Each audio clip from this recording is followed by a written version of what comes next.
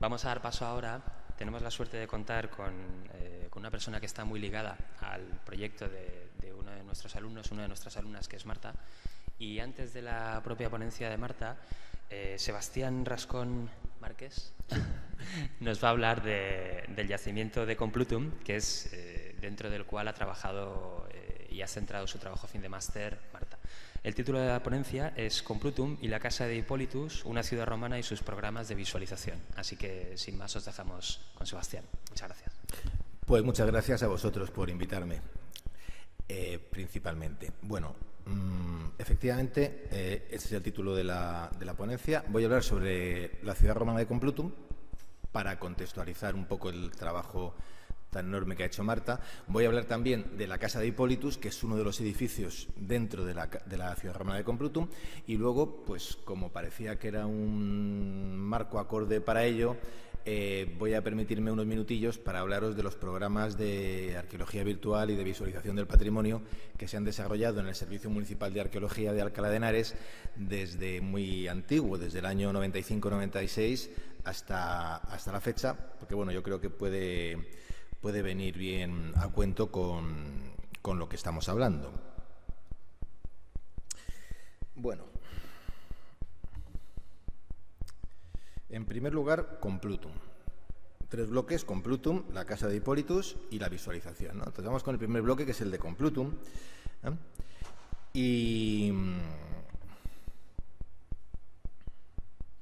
Vale, Complutum es una ciudad cuyo territorio veis aquí. Reconoceréis quizá el perfil en triángulo característico de la Comunidad de Madrid y esa especie de rectángulo alargado que es el territorio que más o menos, a partir de las investigaciones que hemos desarrollado, puede tener la ciudad romana de Complutum, marcada por un sistema de sierras al norte y vinculada sobre todo con estos dos ríos que tenéis aquí, que son el río Henares y el río Jarama, que bajan hasta el Tajo, que está aquí abajo, y que son un poco la fuente de la riqueza de la zona.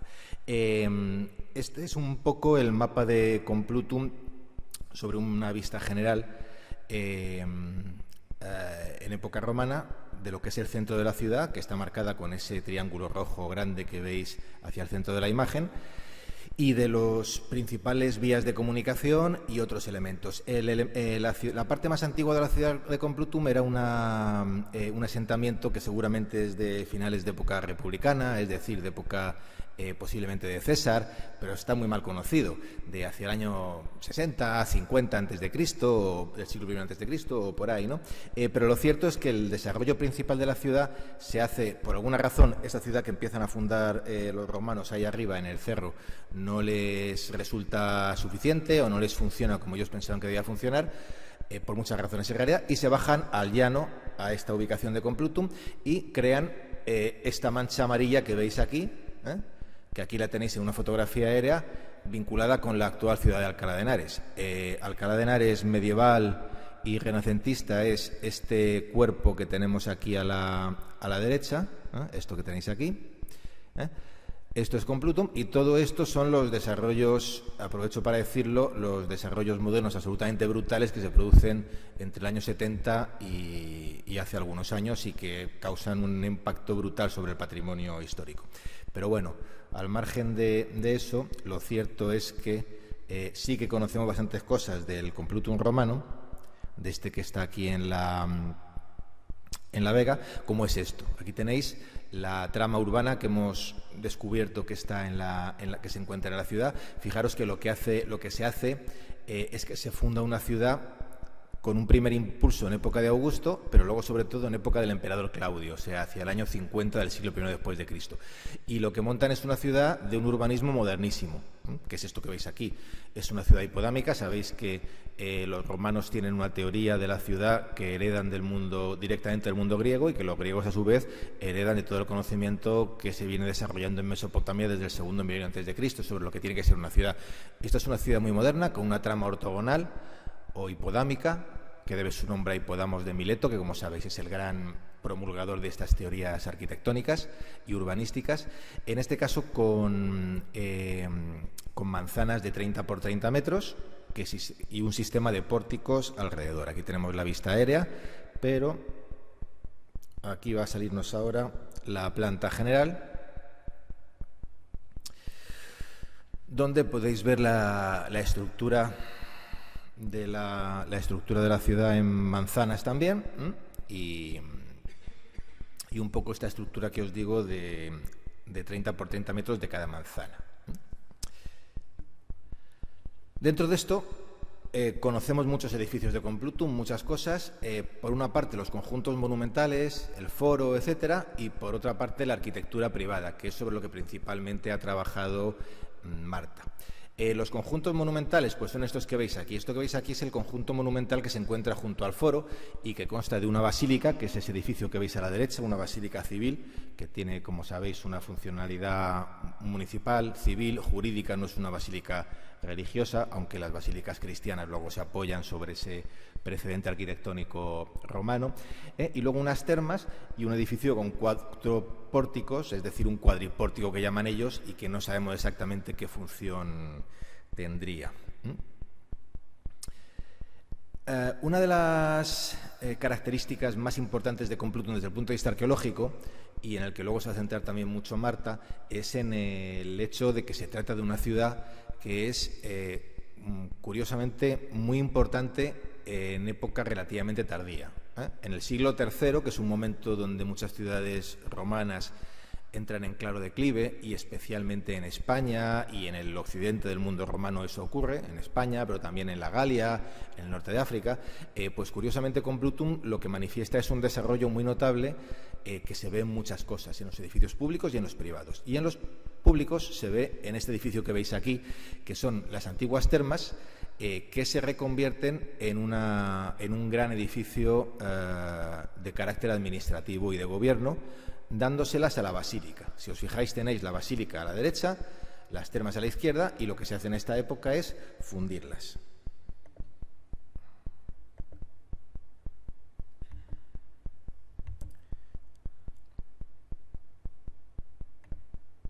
Vale, aquí tenéis una vista general de este edificio, con una inscripción conmemorativa que se encontró en la excavación y que creemos que lo que hace es conmemorar la rehabilitación del edificio y situarse justamente en la entrada del nuevo edificio. Es una pieza muy graciosa, es un Carmen Epigraphicum, que básicamente esto consiste en una costumbre romana, latina y griega al mismo tiempo, que es que a partir del siglo III cambia el hábito epigráfico. Los romanos, cuando construyen algo hasta el siglo I, en el siglo I o II después de Cristo, en general lo que aparece es el nombre del dedicante, el nombre del constructor, suele aparecer a veces el currículum del personaje, quién es, el decurión tal construye estas termas para su ciudad, por ejemplo, ¿no?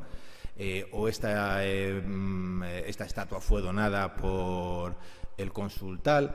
Eso a partir de cierto momento desaparece y lo que se empieza a dar es una epigrafía muy curiosamente poética, que lo que hace es coger fragmentos literarios de obras posiblemente conocidas de ellos, aunque no las conocemos nosotros todas, que conmemoraban poéticamente la obra. Entonces, en este caso, lo que hay es un texto que alude a la destrucción de algo, no sabemos el qué, y su reconstrucción para proyectarlo a la eternidad. Y eso se coloca a la entrada de un edificio que se ha rehabilitado precisamente para convertirlo en un edificio del Estado, en un edificio de gobierno, en una época ya relativamente tardía, como digo, que viene a ser aproximadamente la segunda mitad del siglo III después de Cristo o principios del cuarto, 250, 300 después de Cristo.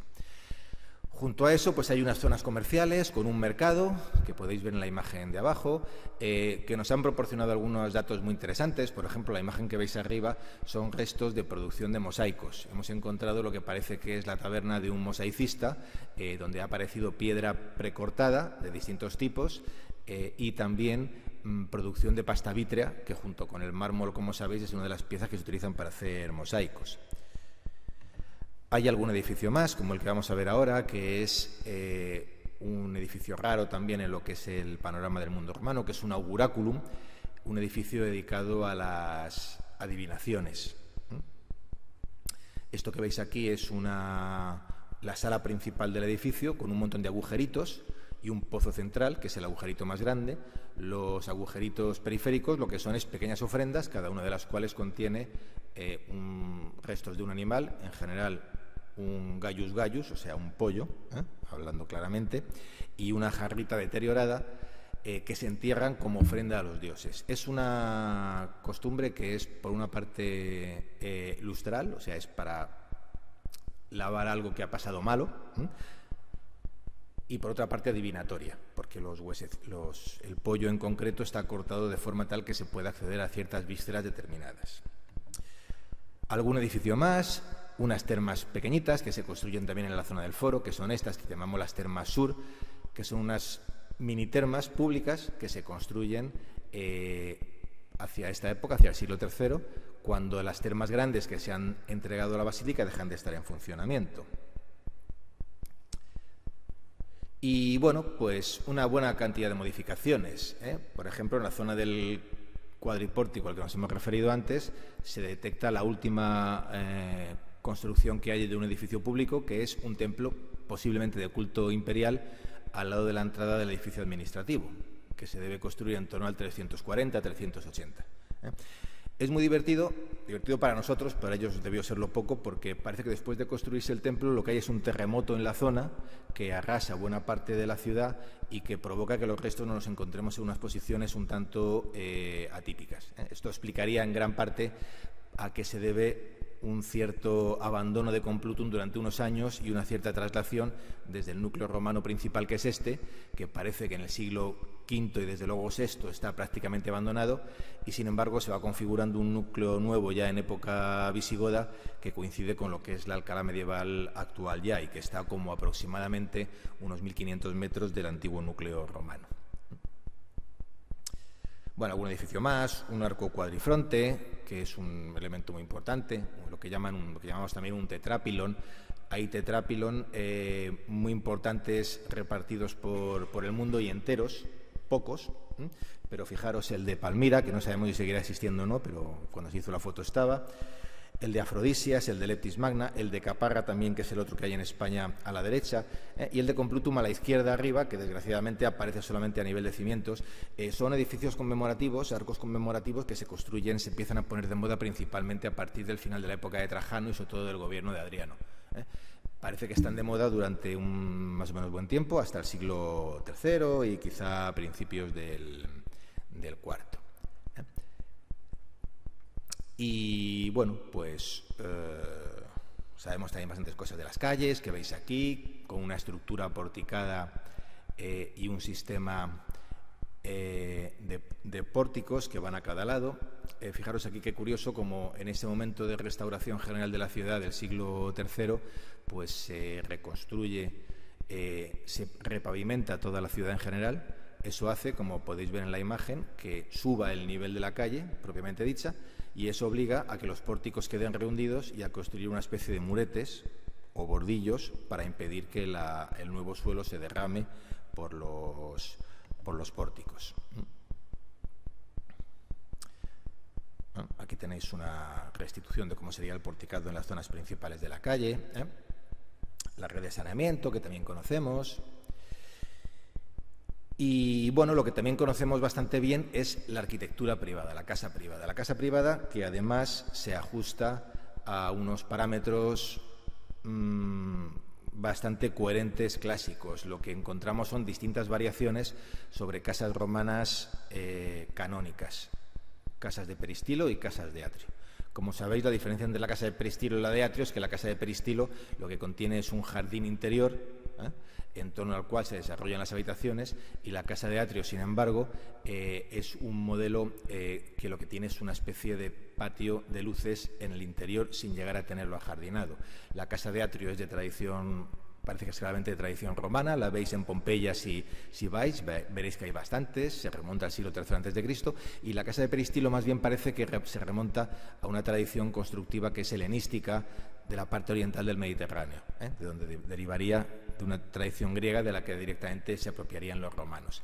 Aquí tenéis, por ejemplo, pues la casa de los grifos, que es esta que tenéis aquí, que es un ejemplo muy claro, la segunda de la columna de la izquierda, es un ejemplo muy claro de casa de peristilo, También lo es la de abajo, la de Cupidos, con unas dimensiones inferiores, y luego pues algunas casas de atrio que también existen. Es una arquitectura además relativamente controlable, muy exuberante en cuanto a su decoración por lo general, siempre adecuada a las posibilidades del propietario. Aquí tenéis una casa de atrio, que es la casa de Marte. Fijaros que lo que hay es un elemento central, que es el atrio, con un impluvium donde se recogen las aguas y una serie de habitaciones alrededor. Por ejemplo, esta roja que tenéis al fondo, en la parte inferior, que es el tablinum, la sala donde el Señor recibe a los clientes principalmente. La casa del atrio, que es otra casa de atrio, aunque el atrio es trasero. Hay pequeñas adaptaciones siempre en función de las necesidades de los propietarios. La casa de la Lucerna de la Máscara Trágica, la casa de los grifos, ¿no?, que es un ejemplo magnífico de casa de atrio y que además, como podéis ver en alguna de las imágenes que tenemos aquí, pues tiene un estado de conservación magnífico que permite que tengamos, de hecho, una especie de pequeña Pompeya dentro de la península ibérica. O sea, es una casa que conserva todo el programa pictórico. La casa se quema hacia el año 215 después de Cristo y es posible reconstruir, restaurar directamente, no virtualmente, sino con el material verdadero, cada una de las habitaciones que forman parte de la casa. O sea, volver a recomponer las decoraciones a su posición original. Es la única casa romana que tenemos entera en España y una de las pocas que hay en Occidente, excluyendo los ejemplos que conocéis de la bahía del Vesubio, que se deben a las circunstancias que todos sabemos de la destrucción de Pompeya y Herculano por el Vesubio. Bueno, aquí tenéis algunos programas pictóricos, como esta cacería que veis aquí estructurada en 2 lienzos, que decoraba el peristilo, con la firma de Dionisos, que es el artesano. Y dentro también de la arquitectura doméstica tenemos, y no quiero dejar de mencionarlo, una cosa que son los grandes edificios suburbanos. En torno al siglo III, en España, bueno, y en otros países, en otras regiones del Imperio también, se pone de moda un tipo de construcciones que son las villas suburbanas, donde los propietarios pues pueden construir edificios que no les caben físicamente dentro de la ciudad. La ciudad es un ente que está constreñido por calles, por pórticos, por canalizaciones, por infraestructuras, y hay cosas que no caben. Entonces, la exuberancia arquitectónica se suele ir a las afueras. Es un caso, por ejemplo, esto que veis aquí de la Villa del Val, tenéis la planta abajo, y para que os hagáis una idea, fijaros en las dimensiones de la sala principal de audiencias del propietario, que es un gran salón de 160 metros cuadrados. Y dentro de este mundo de la construcción privada y de los suburbios en torno a la ciudad, y del lujo también en torno a la ciudad, tenemos la casa de Hipólitus, o la así llamada casa de Hipólitus, porque ni es una casa ni es de Hipólitus, que es un edificio muy singular en el entorno de Complutum. Voy a referirme a ella muy brevemente porque va a ser Marta la que nos lo va a explicar en detalle y vamos a tener ocasión de ver el magnífico trabajo que ha hecho de restitución del edificio. Ha hecho además un trabajo muy complicado porque, pudiendo haber elegido alguna de las otras casas que son mucho más sencillas, esta edificación ofrece unas dificultades constructivas muy notables porque el edificio en sí, que podéis ver aquí en la excavación y en el estado actual, está con una cubierta que lo protege, se construye, tiene varias fases, es decir, hay una fase de prerromana, hay una fase del siglo I, pero básicamente el aspecto que tenemos ahora mismo es el que adquiere la casa cuando se construye a mediados del siglo III después de Cristo o principios del IV más bien. Y es una especie de capricho.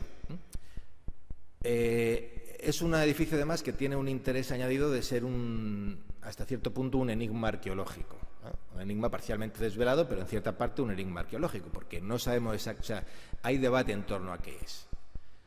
¿Es una villa suburbana?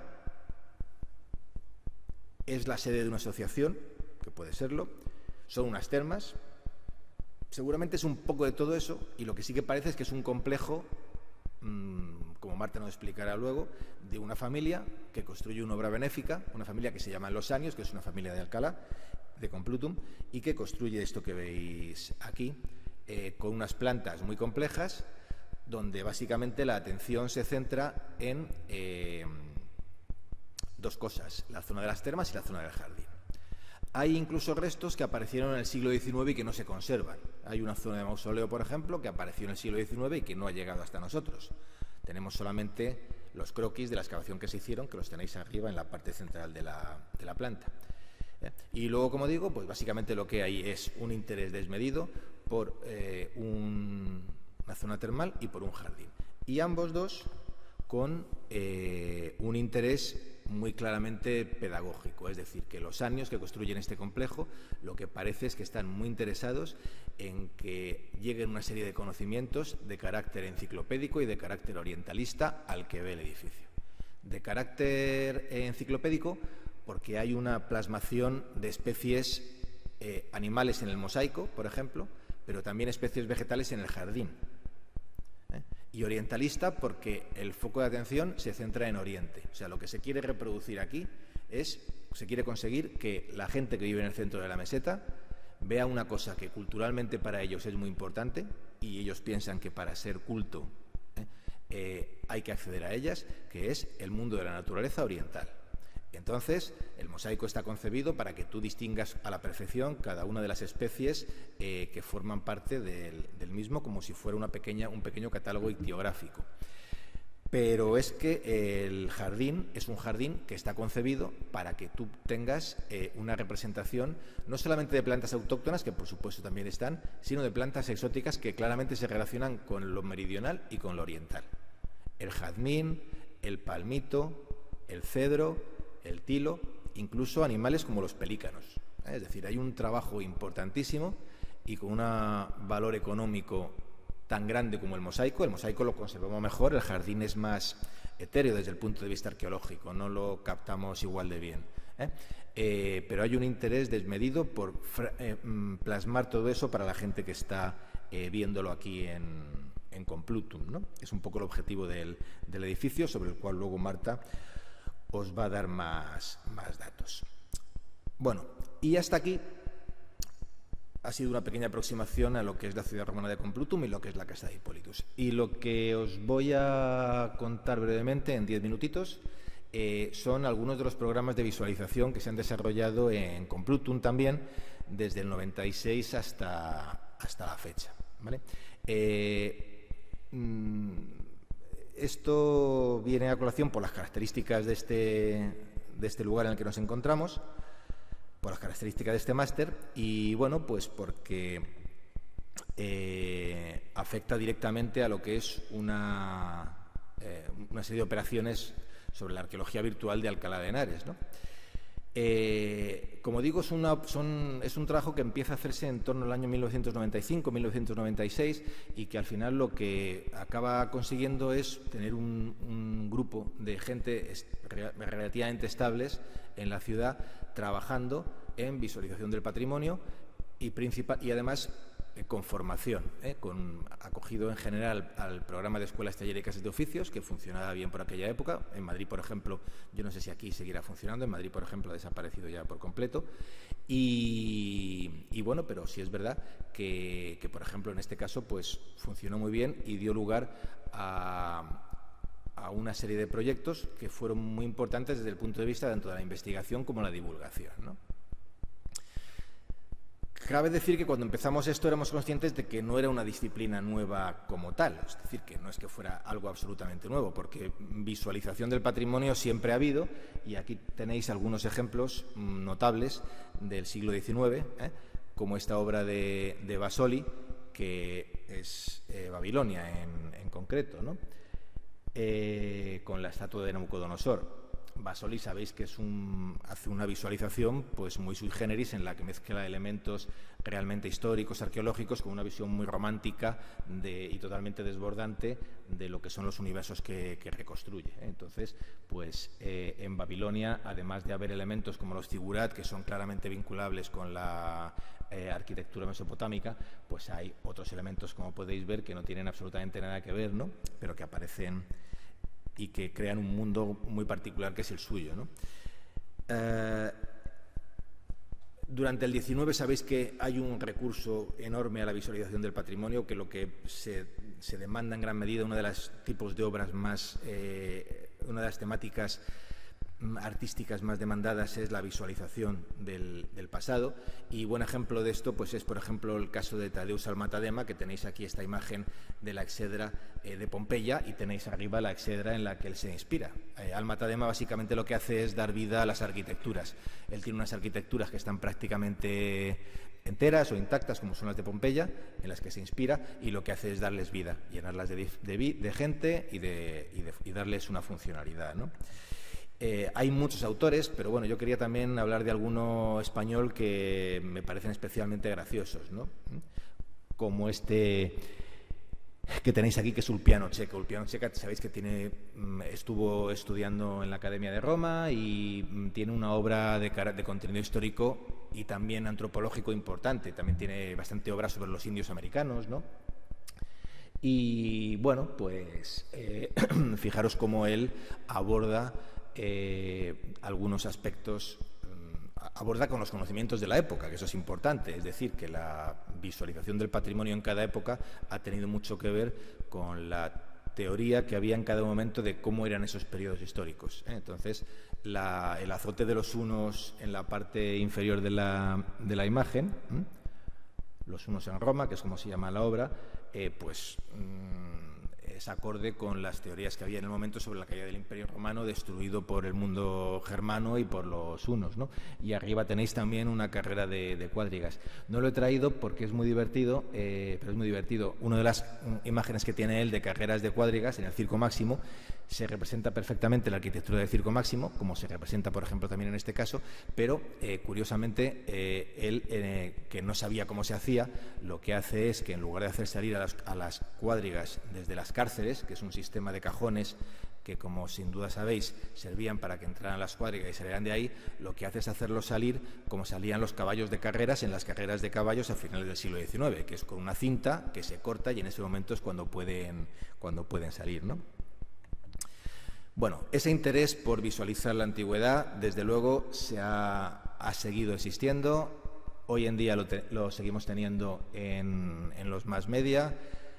Está en el cine. Aquí tenéis, se ha pasado desde visiones un poco más teatrales, como Quo Vadis, que la tenéis arriba a la izquierda, a trabajos donde realmente hay un interés muy específico por trasladar, aparte del guión y de la trama dramática que contiene la película o la obra, por trasladar al espectador a esa época en concreto, ¿eh? Entonces, las imágenes que tenéis aquí son muy significativas. Tenéis Gladiator arriba a la derecha, donde, curiosamente, con unos fallos de ambientación notabilísimos, pues Ridley Scott consigue meterte dentro del Imperio Romano, que parece que estás ahí al lado del Circo Máximo, a pesar de que, como digo, hay fallos de ambientación curiosamente muy notables también, pero que parece que le dan igual. Tenéis abajo a la izquierda Roma, que también es un intento estupendo donde una de las gracias que tiene la serie es meterte dentro de cómo sería una ciudad romana en época de César. O tenéis a Alejandro de Oliver Stone a la derecha, donde también la reconstrucción de algunos elementos, como son la entrada en Babilonia, que es la que tenéis aquí a la derecha, o la batalla de Isos, pues son uno de los grandes hitos de la película y que justifican en gran medida la película en sí misma, ¿no? Como Parque Jurásico, que una de las gracias que tiene es que es lo más cerca que vas a estar de dinosaurios en tu vida, seguramente. Bueno, por supuesto en el cómic, por supuesto también en los juegos de ordenador, donde hay un interés notable por introducir a la gente dentro de esos ambientes históricos. Bueno, los proyectos que nosotros hemos desarrollado, que genéricamente se denominaban Complutum, la ciudad de las ninfas, eran programas de visualización donde lo que se pretendía era apoyar desde el punto de vista de investigación, desde el punto de vista didáctico, los avances en la investigación de la ciudad romana de Complutum. Se recurrió, por tanto, a modelos, se quería, por tanto, desarrollar un sistema de modelos específicos, no genéricos, que es una cosa muy importante y que, como sabéis, pues los trabajos de arqueología virtual que se hacen en algunas ocasiones pues adolecen, ¿no? Es decir, un modelo específico de una casa romana no tiene por qué ser una casa de Pompeya, que es una casa de Pompeya, aun siendo romana igual que la casa romana de Complutum. Tendrá que ser un trabajo específico sobre una casa de Complutum. Es decir, hay un aspecto de autenticidad en lo que se pretende trabajar. En general, el sistema de trabajo que se venía siguiendo siempre era comenzar por unas bases científicas, en primer lugar, y por el desarrollo de un guión. Unas bases científicas que son las que tienen que permitirte conocer arqueológicamente los elementos, los edificios principalmente que vas a reconstruir, y un guión que te explique para qué quieres esos modelos, qué vas a hacer con ellos, para qué van a servir, cuáles van a ser las aplicaciones, qué quiero contar con ellos. Quiero contar la vida privada, quiero contar las características de la técnica constructiva romana, ¿qué quiero contar? Según lo que yo quiera contar, una cosa u otra, pues mi trabajo como generador de imágenes pues tendrá que ir encaminado en una vía o en otra, ¿no? A partir de esa base, de ese guión y de esa investigación arqueológica, lo que hay es un trabajo de diseño conceptual que nos dimos cuenta enseguida de que era fundamental, porque trabajando con dibujantes muy buenos, los dibujantes muy buenos que teníamos eran dibujantes que procedían principalmente de un mundo relacionado con la ciencia ficción. Entonces nos dimos cuenta de que para nosotros podía ser clarísimo lo que era una basílica romana, pero que intentar que entendiera y que hiciera una basílica romana un dibujante que básicamente lo que hacía eran naves de la Guerra de las Galaxias, pues era complicado. Con lo cual había que desarrollar un proceso de diseño conceptual importante, igual que se desarrolla, por ejemplo, en una producción, guardando las distancias, igual que se desarrolla en una producción cinematográfica. Tenéis ahí varias imágenes de diseño conceptual del Señor de los Anillos, por ejemplo, y tenéis también arriba a la derecha pues el boceto general que hicimos para una imagen general de la ciudad romana de Complutum.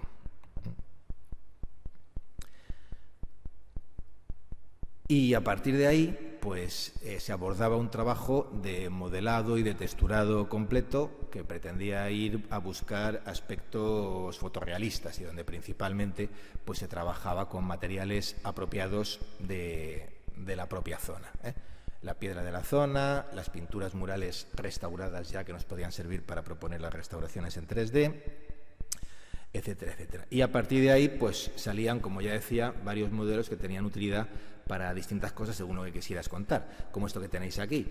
Pues en la imagen de la izquierda se trata de uno de los pórticos comerciales de Complutum, y lo que nos interesaba era mostrar las características constructivas del edificio, pero además mostrar que la parte de abajo se dedicaba a una tienda de mosaicos y la parte de arriba también tenía una funcionalidad que era el dormitorio del señor que trabajaba abajo, ¿no? Entonces, bueno, pues se intentaba con la misma imagen arbitrar ambas cosas. Más de carácter arquitectónico, la imagen con la gran fachada monumental del siglo III que veis a la derecha, incluso algunas imágenes simplemente de carácter ilustrativo o estético. Bueno, con todo ese material, la verdad es que lo que se hizo fue un trabajo importante en el yacimiento, pero también un trabajo importante de divulgación en exposiciones temporales. Esta fue una exposición muy interesante, que además hasta cierto punto marca un cierto hito en lo que es la arqueología en Italia e incluso en parte de Europa, que es Imaginare Roma Antica, que tuvo lugar en los mercados de Trajano en el año 2005. Era una exposición donde por parte de la Superintendencia de Roma se convocó a varios equipos de gente que estábamos trabajando con temas de virtualización, y entonces en cada una de las tiendas de los mercados de Trajano pues tenías ocasión para poner algunos modelos, algunos vídeos, etcétera, etcétera. Eso antes de que el mercado de Trajano se convirtiera en lo que es ahora, como sabéis, es el mercado de los foros imperiales. Ahí tenéis a Trajano con sus gafas 3D. Otra exposición también semejante, esta, Complutum, la ciudad de las ninfas, que tuvo lugar en el Museo Arqueológico Nacional en el año 2005, y bueno, pues donde además de generar imágenes estáticas, pues se generaron varios vídeos para complementar la exposición. Si yo no me equivoco, va a aparecer uno ahora mismo, aunque parece que le lleva su tiempo.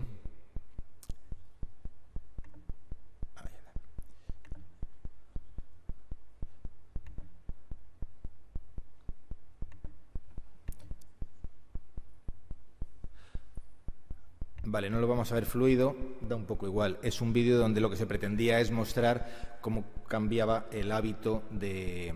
esto es una animación que se puede ver.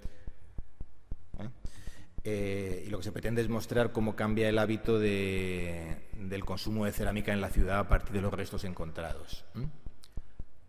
Mostrando la tienda, mostrando cada una de las piezas cerámicas, etcétera, etcétera. Bueno, vamos a omitirlo porque no se ve en condiciones.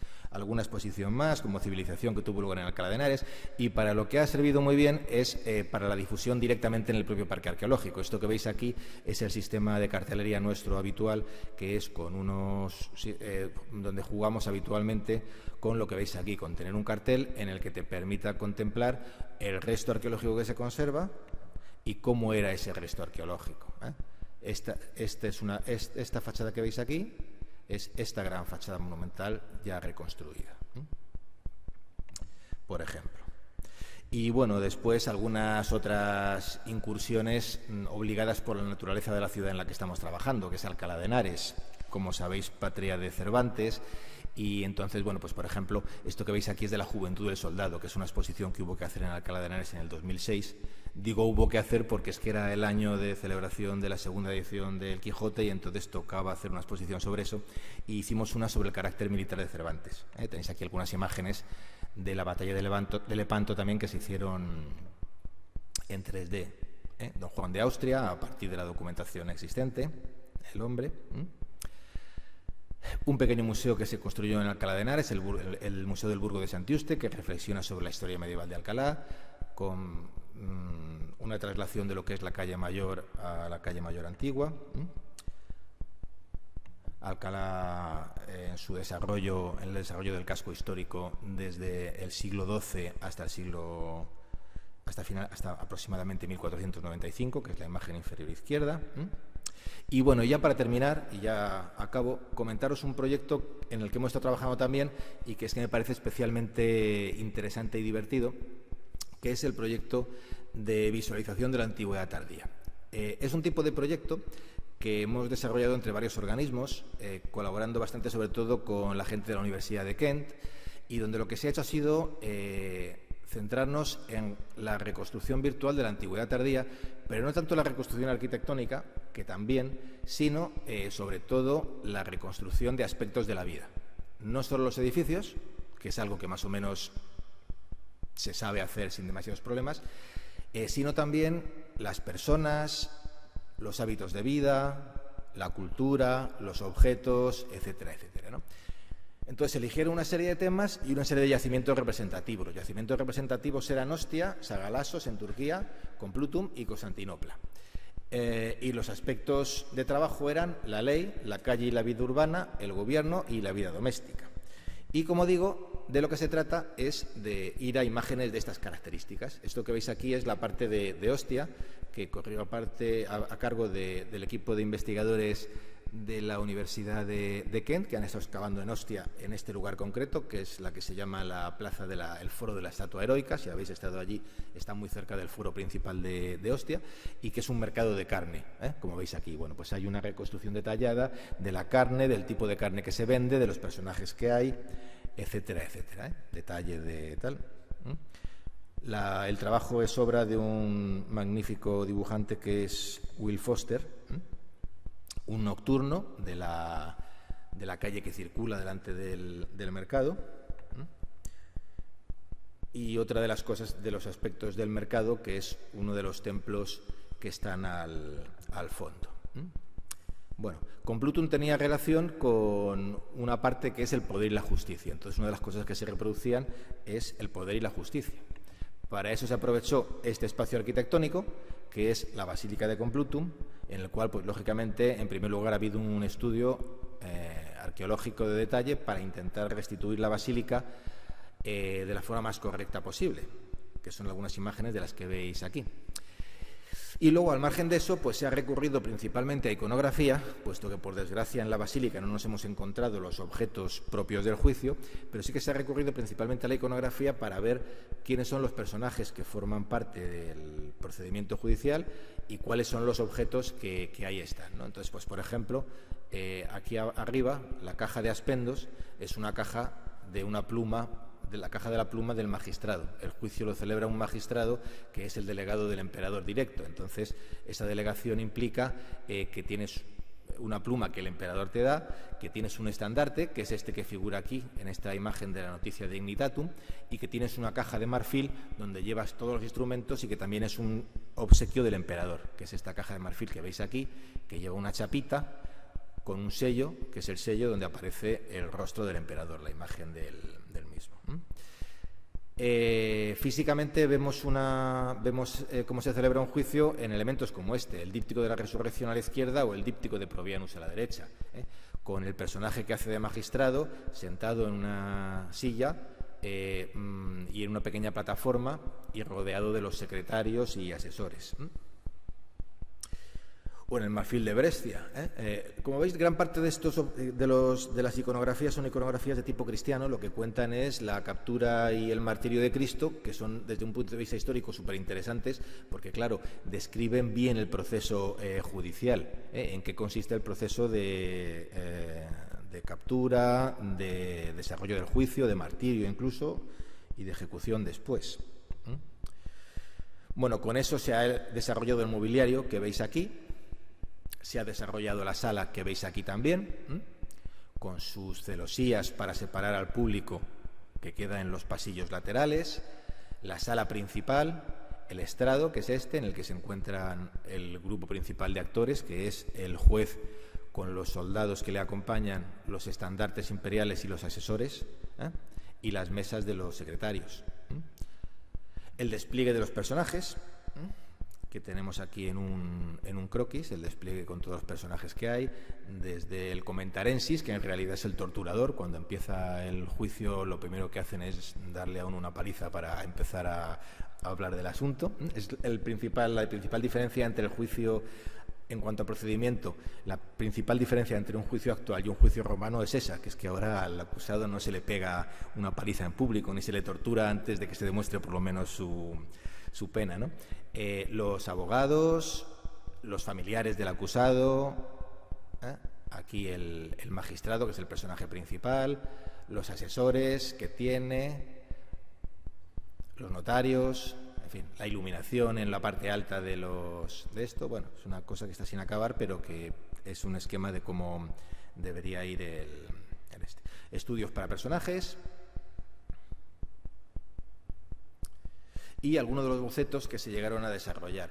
Esto se ha trabajado con un sistema de prueba-error, es decir, que sobre esta imagen, en primer lugar, trabajábamos para ir desechando cosas. Pues, por ejemplo, aquí de repente descubrimos que si comparamos con la iconografía, probablemente esto es un plinto del siglo I después de Cristo. Si vais a Pompeya, por ejemplo, la Basílica de Pompeya del siglo I es una basílica que está muy alta, o sea, están en un piso superior los jueces. Parece, sin embargo, que en el siglo III o IV, que es lo que nosotros representamos, lo que hay es unos estrados inferiores, con lo cual eso nos obliga a bajar las dimensiones, ¿no? A corregir también la iluminación, porque parece que está claro que la basílica lo que tiene es una decoración principalmente blanca, sobre todo, bueno, por dos razones: por los restos arqueológicos que han aparecido, pero también porque hay un elemento de pureza que se quiere retransmitir con el blanco. Por eso gran parte de los edificios romanos públicos son blancos, porque transmiten la pureza del Estado. Vale, y ya para terminar, nos vamos a quedar igual. Tal y como yo suponía, no van a funcionar los vídeos de ninguna manera, pero bueno, creo que os habéis dado una idea un poco de lo que es el proyecto este. Vale, pues sin más, termino y... mira, ya, pero... Vale, tienes que ir, lo que pasa es que va a tirones.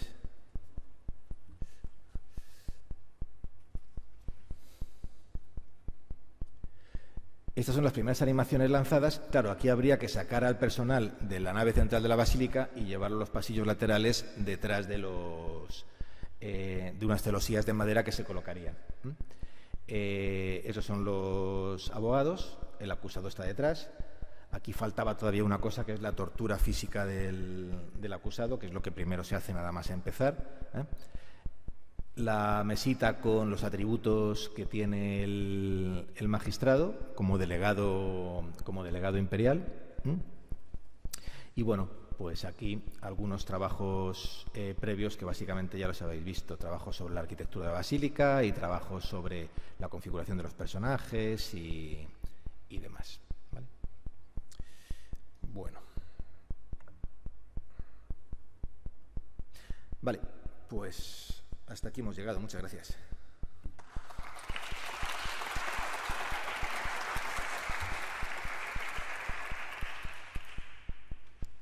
Muchas gracias, Sebastián, por esta gran introducción que nos has hecho, sobre todo a los que no estamos tan familiarizados con la historia y la arqueología, sobre todo en fase romana de Alcalá de Henares, de Complutum, y también por ponernos al día de los trabajos impresionantes, diría yo, que lleváis a cabo en el campo de la visualización.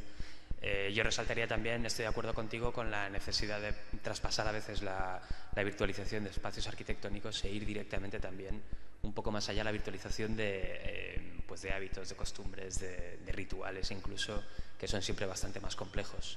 Este proyecto del que nos has estado hablando es un proyecto a nivel europeo, entre varias ciudades. Es un proyecto europeo, pero espontáneo. Quiero decir que no hemos ido a buscar fondos europeos, sino que más bien ha sido un acuerdo entre el Ayuntamiento de Alcalá, en este caso, y la Universidad de Alcalá, en la que estaba yo en aquel momento también, la Universidad de Kent, el equipo de excavación de Sagalassos, que están en la Universidad de Lovaina, y el equipo de gente que trabaja en Constantinopla. Entonces, es un poco un acuerdo entre investigadores, cada uno de los cuales hemos ido poniendo de nuestra parte y buscando nuestros propios fondos para poder llevarlo a cabo, y coordinado con una serie de reuniones generales de los directores del proyecto. Básicamente lo hemos dirigido entre Luc Laban, que es un especialista en arqueología tardoantigua, que es el que está en la Universidad de Kent, y yo mismo. Y Constantinopla, por ejemplo, es que tiene una tradición que si hay una página que puedes visitar que se llama Constantinopla 1200, si yo no recuerdo mal, y con una tradición de reconstrucciones virtuales de Constantinopla en época medieval verdaderamente impresionantes. Entonces, uniendo todo eso es con lo que se pretendía esto, con el objetivo último, que no ha llegado a producirse, de desembocar en una gran publicación, una serie de exposiciones. Lo que ocurre es que, bueno, pues luego ha llegado la crisis a todas partes, al de la Universidad de Kent le han despedido, yo tampoco tengo dinero, el de Constantinopla pues espero que no le hayan matado en el golpe de Estado, en fin, la cosa no ha ido. Te voy a hacer aún así una última pregunta que a nosotros también nos interesa a la hora de cómo trabajan a nivel profesional otros equipos. Más o menos nos podrías decir qué cantidad de gente, qué grupo de gente en el equipo de Complutum habéis llevado a cabo este impresionante trabajo, entre infógrafos, arqueólogos. Pues mira, depende, porque es que para cada cosa ha habido un número de personas diferentes, pero vamos, te puedo decir que para que más o menos pues puedes haber tenido un equipo como de 2 arqueólogos, un equipo de infógrafos que han sido del orden de 2 a 4 según los momentos, y un grupo de aprendices que han venido siendo una media de 12. Y luego ocasionalmente hemos tenido también un director general de proyecto que además, bueno, era un especialista en el tema, que estuvo con nosotros un tiempo y nos ayudó mucho, que es Gonzalo Suárez, que es el autor de Comandos en su día. Y Gonzalo estuvo con nosotros pues 2 años para ayudarnos con todo, a poner en marcha todo, a montar la exposición que se hizo en el Museo Arqueológico Nacional. Y entonces, bueno, pues más o menos son los equipos. Y además son producciones en general antiguas, o sea, las imágenes que habéis visto, las más recientes son de 2012 y la mayor parte son en torno a 2004, 2006, o sea que son cosas que tienen ya su tiempo. Y bastante pedestres, porque son de antes de que existieran el láser escáner de manera generalizada y estas cosas. Aún así, tengo que decir, creo que estaremos todos de acuerdo, que aguantan muy bien el paso del tiempo. Bueno, gracias. Pues no sé si queréis hacerle alguna consulta a Sebastián sobre el trabajo que nos ha expuesto. Muy bien, pues...